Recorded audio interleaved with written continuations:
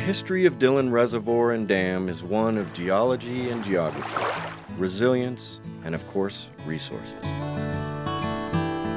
The beginning of the 20th century was marked by drought and increasing concerns over meeting the future water needs of the booming Front Range population. Denver's Board of Water Commissioners initiated a plan that evolved over the coming years from a diversion project to the more efficient dam construction in Summit County. The dam would allow for both storage and controlled water flow.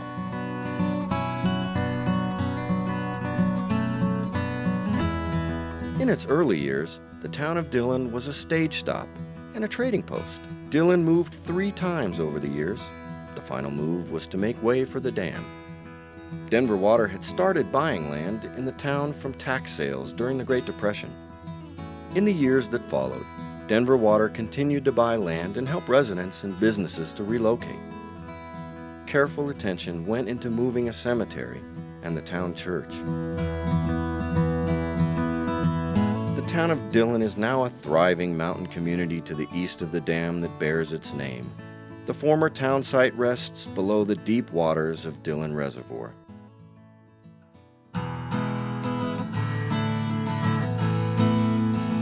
Creating the reservoir, dam, and the Harold D. Roberts Tunnel was no easy task.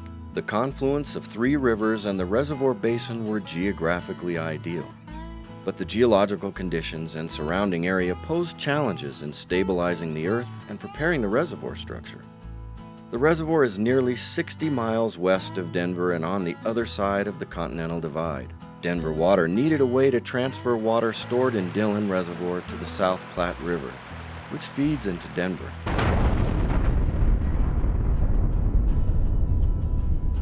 Crews built the 23-mile Roberts Tunnel to do just that. It took 18 years to build what would become the longest underground tunnel of its kind in the world.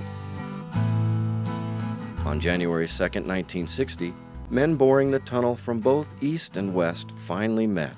The alignment of the 2 sides was off by just 1 inch.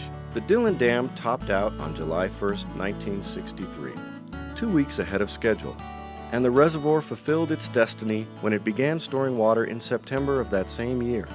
Water first flowed from the reservoir through the tunnel the following summer.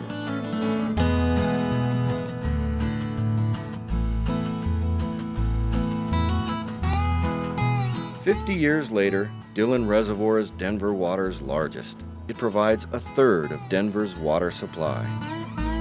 A hydropower plant, added to the dam in 1987, can produce up to 1.8 megawatts of electricity, enough to power 900 homes for a year.